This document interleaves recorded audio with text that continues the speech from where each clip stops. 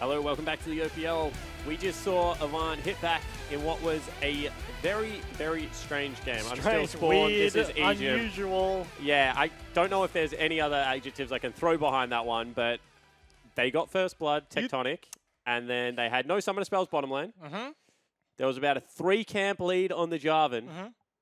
Until there just wasn't. Until there just wasn't, straight up. That invade, if you look at a competitive game of League of Legends, and then you get one, basically two, because only had to base, recall, go to the other side of the jungle, and lose his buff as well. Like, And no leash. yeah, and no leash. Like, so far behind, ridiculously far behind, and then Swaith eventually just literally sits in a bot lane bush until he doesn't have that lead anymore. Really unfortunate.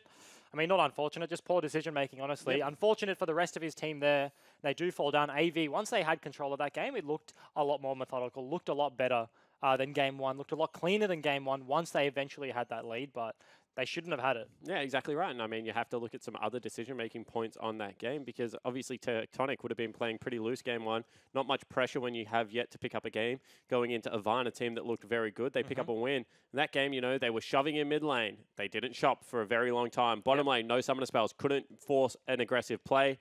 And then top side of the map, Paprise was just like the one shining star. He was 0-0-0, who was bullying around Parbo a little bit. Got no help.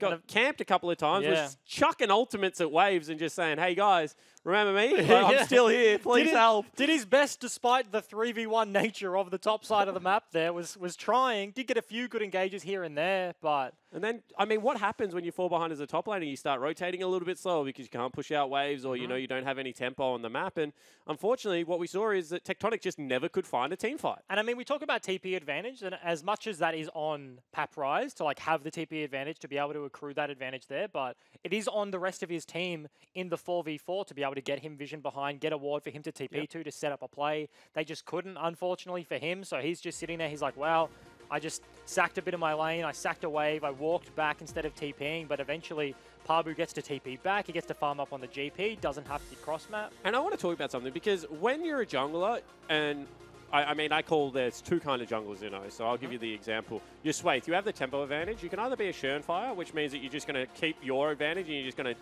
destroy the enemy jungler with it. You're going to run in, like, you're going to take your red, and then instead of going to your blue, you're going to go to their Raptor camp. And you're going to say, hey, Sejuani, I have double buffs. Let's fight a little bit. Oh, the lane is here. I don't really care. Like, you no longer have health. And then there's kind of the spooks or the carbon jungle, which is, hey, I've got a tempo lead. Let me give it to someone else. Let me give it to, in the past, a Raze or a Lost, or let me give it to a Claire or a Swiffer. And now, hey, guys, I've had my one gank. I've got my level 6 gank off. I'm no longer playing the game anymore. You guys go forth and prosper. And Swaith, to me, seems more of a Shurn. He's a dive the backline kind of jungler. But he tried to give it to someone else and just fumbled the pass. Yeah, he tried to give his bot lane a little present and unfortunately dropped it and it broke everywhere.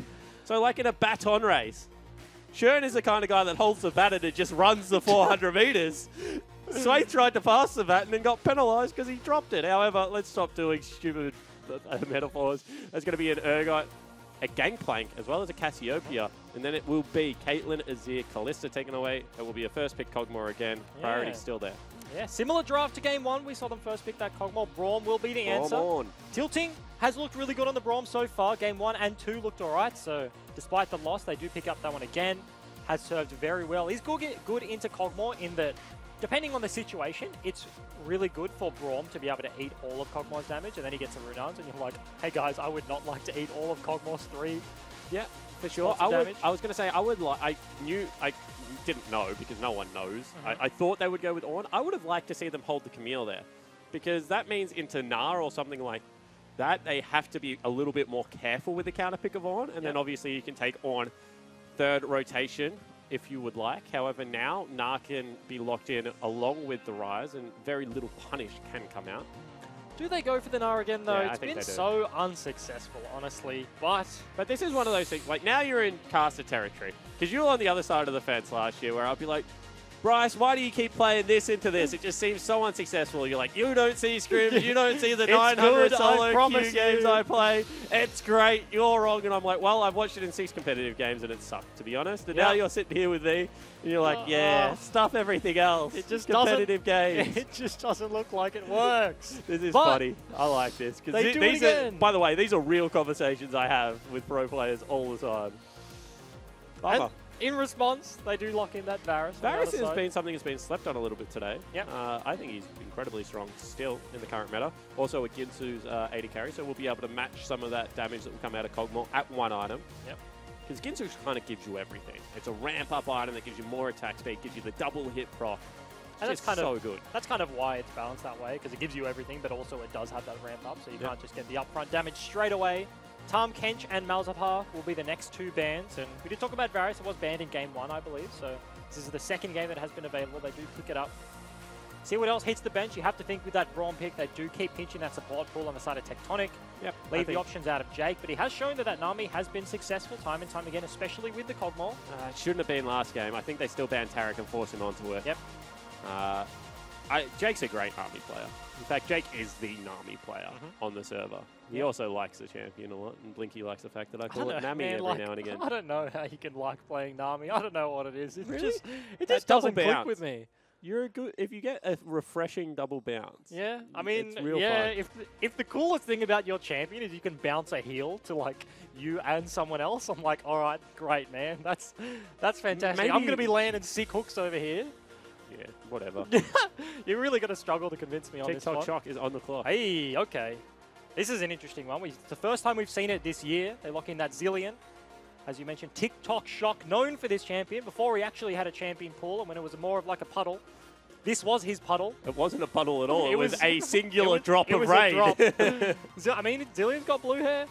He is. And talking about drops of rain, it might just be the Nami once again. I actually like the Zilean here because even though they're going to be a 1-carry comp in the sense of the word, Zilean in a team fight does a lot of grouped up AoE damage. Yep. And also, he just makes it so there's kind of like 2 lows you have to deal with because he's going to bring him back to life at full HP.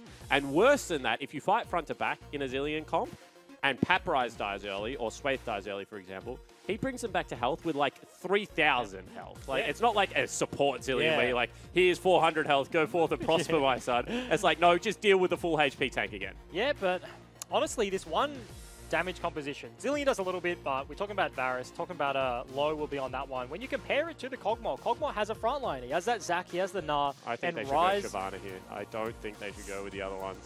The Shyvana made sense because... Ooh, okay, that changes things up. Skarner, okay, I choose you! He doesn't go for the Shyvana. He does go... What is Skarner, a crab? No, he's a Scorpion. He's a Pokemon. Yeah, goes for that... Let's go get realistic. Goes for the Scorpion Pokemon. Hell yeah. But I was going to say, right, that Kog'Maw with the Nami, she's going to aim, she's going to heal him up, he's going to have that Ardent Sensor proc, he's going to be doing so much more damage. And if you have 1 threat versus 2 threats, and not to mention one of them is going to outdamage your one anyway, then like how do you win in a front-to-back team fight? But Zilean's only not a threat if you get to like 6 items and his damage falls off. At 2 or 3 items, bombs still, they chump. Yeah, they absolutely do. Not to mention they CC as well, so if you lock down the Kog'Maw at any stage, that's going to be a big deal. He's also got like a 90% slow and like a 70% speed up or something ridiculous. Yep, Varus does struggle in the mobility department, so we'll help him out there. Well, I was thinking more of Skarner. Yeah, I mean, that's also the big thing. I'm surprised we haven't seen this combo with something like the Morgana. I think she is slightly coming back into meta. I think she plays very well into the tanks. This is Bryce using all of his power as a color caster to force one of his ideas onto Morgana the is OPL. Good. I'm adamant that Morgana is good. I am adamant that Garen wins some matchups. I'm adamant that Garen is garbage. Don't talk to me. But I'm adamant if you have Morgana like a Zilean Morgana Skarner combo, you get the speed, you get that spell shield. There's absolutely nothing they can do. This will force Blinky and probably Frey, potentially Pabu as well, to opt into that QSS very early. We've seen Pabu earlier in the series be punished by the Malzahar because he just didn't want to invest in the QSS. So this game, round 2, has he learned his lesson? Potentially. We'll be able to see that one in about 20 minutes once it comes online. Not to mention, there were a couple of buffs to Skarner's E, which means that Skarner actually clears the jungle like absolutely fine at the moment. You keep your Spires up, Skarner gets lots of bonus attack speed, and kind of thrashes around and does weird stuff, but clears quick. Skarner's always sort of been on the fringe of the meta when he can actually clear the jungle. Yeah. And that's the difference. When he can be a jungler and actually farm his camps, he's like, hey guys, I'm useful. I have my niche, and he feels it very well. But unfortunately, when he's just nerfed into oblivion and he can't clear his camps and he's just real slow, and we don't see him at all, but I'm expecting an E max to come out followed by a W max. So that's what, because you lose your move speed when they knock off your shield, which means you actually don't give yourself move speed at the start of the game with Skarner, because the shield's like, I think, 60 or something like that. So one auto attack breaks it. Across the board, let's take a look. It's going to be one more time a Doran's Blade start on Blinky. It makes a lot more sense when you have a Nami. But it's going to be the shield picked up for low. Papyrus starting at Ignite again, and not many minion dematerializers at all. Only one. Ooh, only 15 steal gold that one away. lead right now for the Avant gaming lineup. That's OP. I think on the bottom side of the map, however, Tectonic took the other Spire, so it's actually dead even right now on Summoner's Rift. Both junglers will be starting on the same side of the map, so they will end up in bot lane eventually. Is Aftershock the keystone of choice for Skarner? I'm not actually too sure. I guess, what else could you potentially take? Maybe fleet footwork or sticking power, press the attack. Something like that, but Aftershock will give you those resists, and then obviously you proc it with your stun and your ulti, so not too bad. I actually think Aftershock's pretty cool, because Aftershock plus, you don't use it on many junglers. However, Aftershock plus Cinderhulk has got like real good synergy, because the dream with Cinderhulk is you get to go second item Warmox. Yep. Just such good synergy between the two items. And I think Aftershock allows you to do that in plenty of situations. Not to mention the 8.2 nerfs to Aftershock took away the scaling resist, so you don't get the value there if you're going straight health anyway. The flak resists are relatively left intact, so that is fine there for Swathe.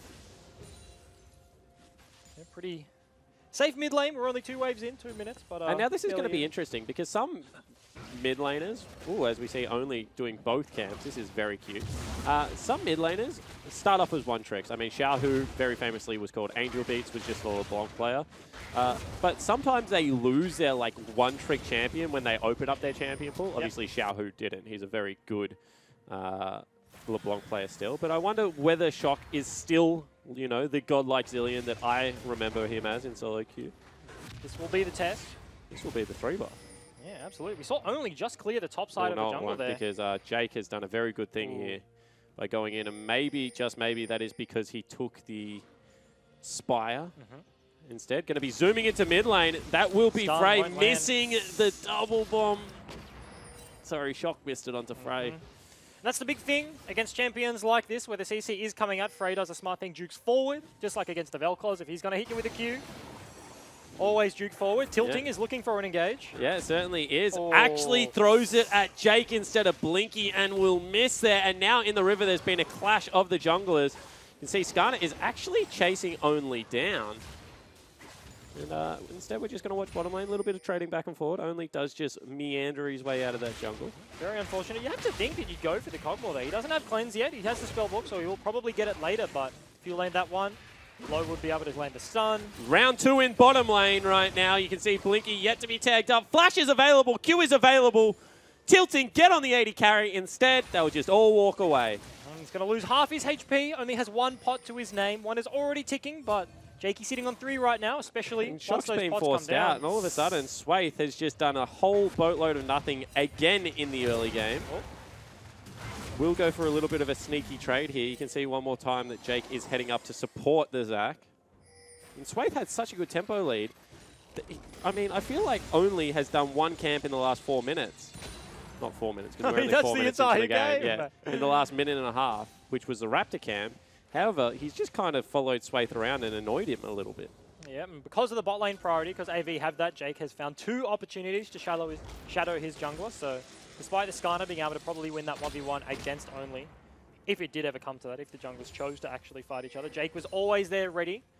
So Swathe, that means he has to back away. Nice team play coming out of AV so far, as both mid laners have recalled. They have swapped to the TP on the side of Frey, and Shock just took it, so they TP'd back to base. Fairly even, about a 1-wave difference that Shock is behind right now. Yeah, you can see very shallow vision being achieved for Frey.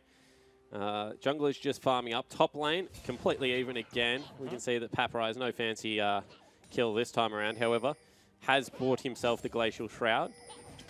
So sitting very pretty in this lane. And actually, Jake being engaged on bottom lane, but you can see only is there. So Tilting decides to get the heck out of dodge. Smells something fishy. Pabu, oh, not Pabu, that's Frey. Has to flash away from that one. Flashes away, yep. Swaith was looking. And now Zach actually showed on the bot-hand side of the map, so a ping goes out onto where they think Swaith is, walking in that top river, potentially looking at Pabu. He is actually recalling, does get cancelled by Paprise, but he loses a bunch of HP to the turret, I think, cancelling that. And he has no smite available, so he doesn't think he can counter jungle all that effectively. So really, he's just being a battle ward right now. But in saying that, so is only on the Zach. Neither of these junglers have found significant entrance into any of the lanes so far. And Summonary is the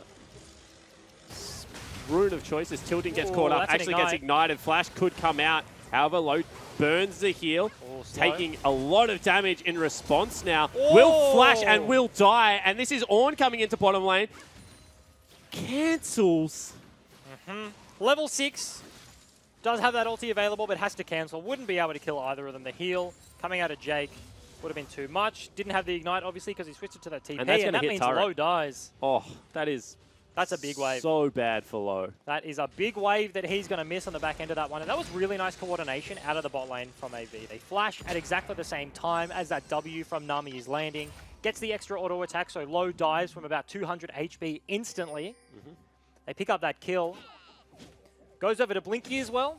The perfect target there. Recalls, gets himself a pickaxe, a recurve bow, and now we're 7 minutes into the game, so that does mean stopwatches are active. Yeah, it certainly does, and we'll see what that looks like, because we saw game 1 a bit of a botched turret dive coming out of Tectonic, to be perfectly frank, due to all those stopwatches. And you can see that right now, Paprise is a little bit scared that he's being camped on the top side of the map because Skarner was showing bottom lane.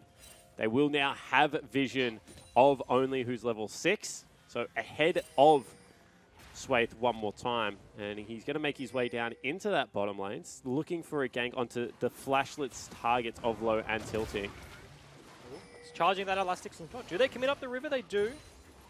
But unfortunately for Only, he has no vision. They're pinging him. They know they're walking up there. Still a level down, so he doesn't have the ultimate. I feel like he's doing a whole lot of camping on a champion that's not very good at it at this stage of the game. Slow comes out, however, Frey will just take the shortest ulti ever. I mean, they get the ulti and the stopwatch combo. That's actually worth from a level 6 Skarner, I would.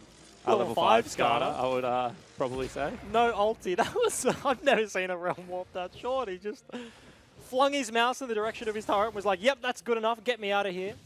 Get me the heck out of here. Yeah, I mean, if Swaith had ulti, he could hit him with a flash ult after that one if Frey did it. But honestly, he could have walked it out and got him with the ultimate. Didn't have it available, obviously. But Swaith finally procs that level 6. Does go take his red buff, take his raptors, as Only spending a lot of time around this bot side now, taking away the Gromp, looking for a gank. He's in behind the bot lane of Tectonic, and they still have no flashes. Yeah, this is a very good gank. It means that he doesn't even have to hit them, really. Just has to land the slap, but he does hit them. Gets a kidnap on both members, and this is going to be a double kill. One over to Blinky, and now Tilting running in the wrong direction means that they can just give this one over to the AD carry. That will be a 3-kill Cogmore. At 9 minutes. Blinky's a monster. Absolutely, and that's such a nice combo there. Only finds his way behind the bot lane of Tectonic, but that kidnap into bubble combo from Zach and Nami is just so easy to execute there. Once he lands on top of Tectonic's bot lane, and it's a once fire that comes drag through, that's just too easy to pick up kills, and really nice pathing out of Only. Yeah, it certainly is. So Only putting on a little bit of a jungle clinic today versus Swaith. Surprising after game 1, Swaith being very potent on that Camille. They haven't gone back to it. No attention really from either side. You can see that Wave will crash a 30-ish CS lead, as well as 3 kills right now for Blinky, means that he probably has his Ginsus. The slowest dragon ever is taken by the Zac Nami combo. As the dive's coming out. Call of the Forge God knocks him up. Big damage. Can they kidnap him and take him back? Will not go into Mega just yet. They will knock him. Big Mega Gnar into the wall. Double knock up. Frey has now arrived, and that will mean that Shock is here as well. Bomb 1 lands. Where is the second? Obviously doesn't have that rewind. Swaith goes forward, has the ultimate, so will be able to take up the turret. Frey falls down, however, that is a 1-for-1 trade. Pabu gets stunned up there. Shock. Will get slow. Shock just takes the turret to his death. And Pabu lives. Pabu lives through that one. Hits level 9 there. Oh, that hurts. That really hurts out of Tectonic. They look so good. You have to question, what was the bomb used on in Shock up the river? Because he walks up there, I think what he had done is he had sped, rewind, sped, and then thrown a singular bomb because he didn't think he was going to get there in time. Unfortunately for him, that could have looked so good, but he does go down to the last minion auto as we see this one more time. The jump is cancelled out of Paprise, and this looks so close. You think he's not going to pop Mega, but eventually he does. That TP completes from Frey, and Parbu finds his way to safety. And here we go. This is what we're talking about, that singular bomb. As you mentioned, didn't have access to the second one, couldn't CC. They do commit. Paprise unfortunately goes down to the turret as well, and the turret is just straight up MVP here. Is Parbu level 8. Actually pops level 9. Aggro, though. That's just an inexperienced team. One more time, Shock walks it when he has teleport available.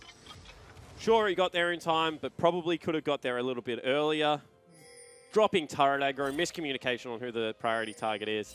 Tectonic, after a good game 1, just honestly looking pretty sloppy.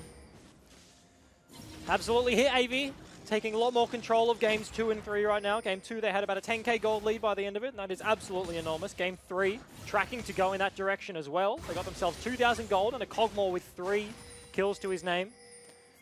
Jake is going straight for that Ardent Sensor, already halfway there as well. Blinky is going to be spiking so early into this game. We're only 11 minutes in, and they have an Infernal Drake to boot. Yeah, they need to kill Blinky right now, and they're looking for it. That will be the ulti across, interrupting the jump into... Doesn't actually go for the ultimate as well. However, Swathe falling so low, and Blinky is there. Meganar into the wall. That will be Call of the Ram for Forge God, but it will not hit. And now Blinky is just going to march forward, and it's not looking very pretty. You can see split fight means that Paprise is all on his lonesome. Bomb will go down onto only. Is not enough damage to pick up that kill. Very close. So a 1 for nothing, but a lot burnt there out of the Tectonic lineup. Yeah, Jake actually looked for the kill on the back end of that fight with the bubble over the wall into tilting.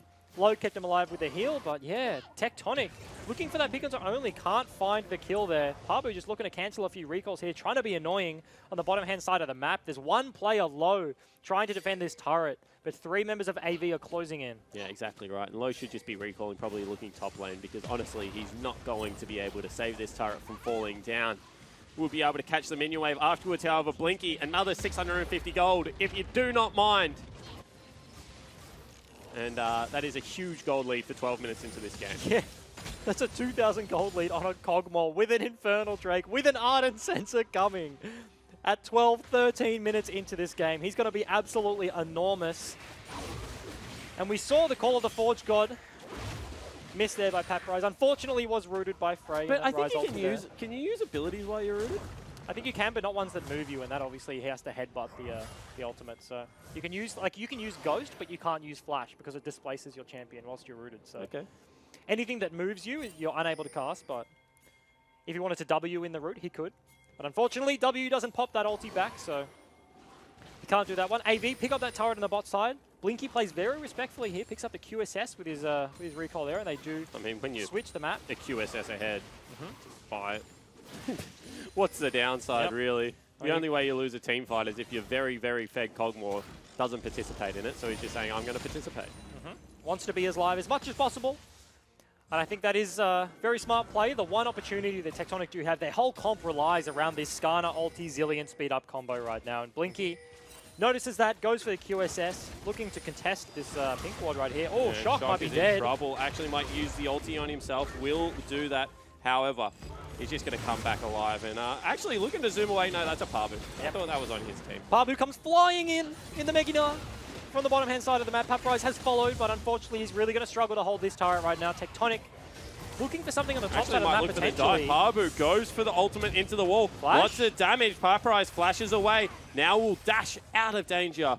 Call of the Forge God is available. However, now looking for Jake. Burns the flash nice and early. Tilting misses again. QSS. However, QSS very late there. And will be also a cleanse burn. He's got both. And they're just going to look to turn this one around because now Only's in the top lane. We'll be able to knock 2 members together. That will be Tilting falling down to Blinky, and they will just continue the onslaught onto Low. Frey flashes forward, picks that one up, and they're just going to continue to chase through. Denies Parbu the double jump, but that will be another turret. He wanted the double jump there. Parbu wanted to chase, but we talked about safety. Blinky not only burns the QSS, he has a cleanse as well. Gets himself out of the Skarner ult super late. But also the Braum passive, and all the members from AV collapsed from mid. Frey didn't even have to burn the TP, so he TP's back to lane, going to pick up this wave as well. Already got himself an Abyssal Mask, a 10 CS lead, and Blinky as well. 4 kills compared to the 0-3-0. Hasn't even completed. Doesn't have enough gold for the Guinsoo's on the side of low. And I mean, you hate to call a game at only 15 minutes in. But if you are Tectonic, after game one's very good performance, you were gutted about how game 2 and 3 have played out. Obviously still a little bit of League of Legends to go, but the scaling is still there on the side of Avant. It was always going to be hard with a singular damage threat. And they've been willing to try new things, but I would say that the Jarvan didn't work game 2, and the Skarner is not working game 3. Camille was successful, but game 1 AV honestly looked like week 2 AV. And then game 2 and 3 have looked like week 3 AV, so playing super well. This is much more controlled out of them. They have this gold lead, have had it for a while. 6,000 gold right now. 1v2 in the mid lane, and this hurts from Tectonic. They can't even contest the Rise 1v2. If they do land the Varus ulti, they could look for the kill, but Frey has access to that wave clear, so despite there being 2 members in this mid lane, Frey just farms it up safely, can get access with that Realm Warp into the side lane, so much control across the map from the side of AV. The bot lane pushes out that top side of the map. Actually, they're just going to duo a Rift Herald right now by the looks of it. Pings are going down and the Pink Ward. Yeah, so that would be the Rift Herald picked up. When the duo lane's sitting mid, pretty hard to break that turret. Rift Herald probably going to make that a little bit easier. You don't necessarily want to dive onto a Skarner comp because he just grabs your tank and runs really far away with him. So instead, they're just going to play this one nice and slow. 7,000 gold right now is the lead. That is a mammoth gold lead. Interesting that they give it to Jake. He has his trinket available, has the sweeper. Blinky did not. His warding trinket was down. 3,000 on the 80 carries. That hurts. That really hurts. Blinky is so big. Oh, and they get the Earth Drag as well. That's number 2, the Infernal and the Mountain. So going to do a lot of damage to team fights. Going to do a lot of damage to the Baron. Blinky's just doing lots of stuff. He's doing lots of damage real quick. He's slowing him up with the Nami. He's doing everything right now. He can open a store. He's got enough investment in his bank. He can buy some product, you know, start selling to Tectonic. Hey guys, you want to win? Nah. He's going to sell on that one. At this stage, Blinky should nearly think about giving some of his gold to charity. He's only young, he's got a lot of gold. You see Tilting tried to put up the door to deny some of the Rift Herald damage. Now is just taken low. Habu goes over the wall, potentially an ult going down onto Tilting. Yes, that will be the case. Call around, Forge God will be there. And all of a sudden now Blinky gets kidnapped, brought back into the team. Another late QSS, however. This fight looks like it's going to be all Avant again. Big triple stun coming out of the Zillion. However, there is just no damage. Blinky is flashing forward, picks up the double kill, and now they're looking for the tier 2 turret. And you have to say, misplays all over the place, but it just does not matter. This gold lead is huge for AV. Pushing onto this inner turret, can they get it? Potentially not. The wave is gone, and it's a while away. Habu nearly dies to a turret. They just need to get the heck out of dodge right now. They got everything they came for. It's up to a 9,000 gold lead at only 18.5 minutes in. And Blinky, the recipient of everything right now. Yep, 6 kills to his name right now. We see this again. Habu's Mega was about to expire, so he just goes over the wall, despite the Zillion ulti being there. But unfortunately for Sway, immediately knocked up by that wave there. We see the QSS comes out of Blinky, and now they just have nothing to get onto him. Only brings back a few members into his face. Blinky, after getting stunned here, commits forward, has the slow in his auto, so flashes forward for Sway. And that's just the end of it there. They pick up a few kills, they get almost all of the turret, and everything's just coming up AV. Yeah, it certainly is. I mean, that was honestly a fiesta of a fight. And then Blinky was like, don't worry, guys, I got heaps of gold. Yep, I'm Gucci. That's all that happened in that fight. Yep. So we saw that bombs do no damage to Blinky at this stage of the game. No magic penetration picked up for Shock. Means that Wit's End plus QSS was probably enough to keep Blinky alive. And there's just no damage coming out of low. He's gone with the Merc Treads, which you got to respect the safety, but at the same time, if you're already a full item behind, I'm going to argue that you just try and pick up as much damage as possible. And not to mention, this is the danger of a basically one-threat composition. If your one threat falls behind and is lacking damage, what do you do? That's a really weird interaction. Yeah, what? actually, he had Skarner ulted him and was dragging him around and his arm was out. Like, it was kind of funny looking, but... It was like doing the Superman, but instead of flying forwards, he was just being dragged to the side. That's before they, before they overlay the green screen. That's Ultimate actually coming across, only going to get stunned up. However, damage is coming out of Blinky. He's going to continue to run forward. That's the ultimate used onto the support. And mid lane turret will go down. Now, Shock in a little bit of trouble, has been slowed. Only's In gone. flies only one more time. The Varus whiffs. High, wide, not very handsome. And all of these cooldowns, Tectonic are just burning time after time, one by one, and they're not landing onto the targets they need. Zillion ult burnt onto Braum, doesn't go down. Varus realm ulti. warp into the Baron. Yep. So Baron going to be started up, 20 minutes, 33 seconds. That will not be long for this world. 5,000 health, 3,000 health, 1,000 health gone. Oh, Pabu playing defense right now. Swape was trying to get access, but unfortunately he couldn't. That just died way too quickly. As you mentioned, the gold lead is enormous, and as I was saying, if your one threat in a one-threat composition falls behind, that is the danger. So AV have done a stellar job this game of actually shutting down low. They recognize that that's all they've got. They have two threats in the Kog'Maw and the Ryze, so Swathe has to pick his target. Blinky has the QSS, so you have to think Ryze should be the target right now, but he's pretty tanky. Got himself an Abyssal Mask. He's hyper-mobile if he lands his abilities, not to mention he has that speed up and the heal from Jake potential as well. And I think we've seen the best and the worst out of both of these teams so far today. Tectonic in game 1 and start of game 2 looking very good, on the same page. Then unfortunately it's all fallen apart, and we've seen that, you know, when their tail isn't up, they play some pretty sloppy League of Legends still. And the experimentation either looks very good out of Cyclone or very poor. This game it's looked a little bit poor. At the same time, AV looked like they didn't really afford Tectonic much respect in game 1. That came back, bit them in the arse. This game, however, completely different story. Very good team coming out of AV. This is when AV is at their best. You've seen Blinky and Jake in 2v2s, and now they're looking for another fight. This time they grab Jake. However, that will just be the ultimate having to be burnt onto Swathe. He's going to get kidnapped, taken back into the back line of the comp, and just blown up by Pabu, who actually Mega Knight him into a wall just because. And now they're going to look to march forward. They're going to look to break the base with this Baron. 22 minutes in, 12,000 is the gold lead.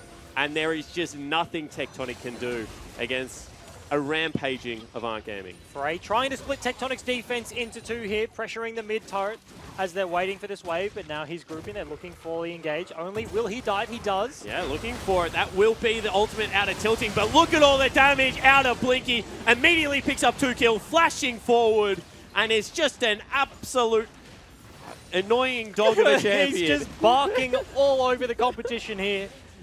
Blinky flashing forward more often than not in this game. Swathe, no ulti, what are you doing? That's slow on the Nami. He's actually so useful for the Kog'Maw. He just lanes one auto and then suddenly he gets 3 and 4 and you have no health left. Yeah, exactly right. You can see right now they're not going for the end. There's still very low death timer, so instead they just clean up 2 of the inhibitors. They'll be able to back away, spend all of their gold on whatever they want. Actually, no, they're just going to kill Swathe. Yeah, in they go. That's going to be the ultimate burnt out of Shock. So see whether they can get anything out of this. Door, nice Good block. door out of tilting as well. They're going to continue to chase forward here, Avant. Think that they should just be looking to take a hard reset. However, Pabu has very different ideas about what his team should be doing. Eventually, they will just go away. Yeah, just hops over the wall. Dragon has spawned, but unfortunately for Tectonic, it's only an ocean. So even if they can get down there, it's not too valuable right now. We bring up the scoreboard again. Only 1 death on AV here. That's Frey sitting 3-1-5. Everyone else deathless. Only 10 assists, no kills, unfortunately for him. Jake just one-ups his jungler there, sitting on the 11. Yeah, 11 out of 13. That's great KP. You can see that 8-0-3 is the score for the Kog'Maw as well. So immortal games for Blinky and Jake so far. It doesn't look like anything's going to change that soon, to be honest, as he's got 3 completed items as a QSS versus 1 completed items and a couple of daggers. And I don't want to offend anyone here, but I'm going to say this game looks slightly Direwolves-esque. Okay. And that's how they win with a lead. They're playing super safe, they're not diving, well, they do dive the bottom here, but they played super safe, don't look to overextend for the end, they go mid, play that one. Pabu, obviously a bit off the page of the rest of his team, but they just have an enormous gold lead and they're playing it fairly slow right now. They're pushing all the waves in, just playing textbook League of Legends, not really taking any huge risks as Tectonic.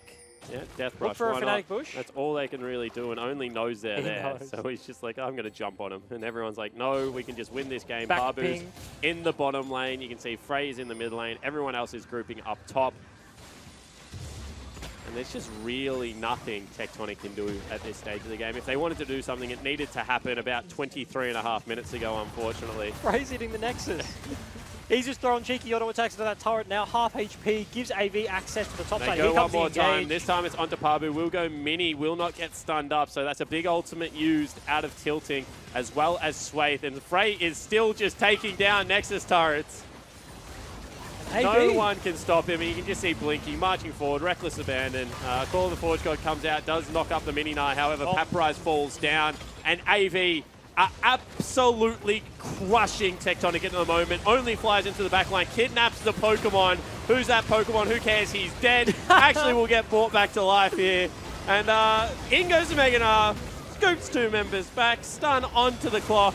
And that is just AV not hitting the Nexus, of course. We don't do that in Oceania, but picking up the 2-1 victory. Had the KDAs on the side of AV right now, looking for some extra kills, but a much cleaner performance game 2 and 3. Out of the boys in blue, out of Avant Gaming right here as you see them looking all right. I mean, the thing is, you win game 2 from when you've got an early game like disadvantage, you come back, you crush them. Yep. You crush in game 3. You're like, how the heck did we lose game 1? We don't want to be going through... They've done the 5th place gauntlet thing twice already. You don't want to finish 5th in a gauntlet.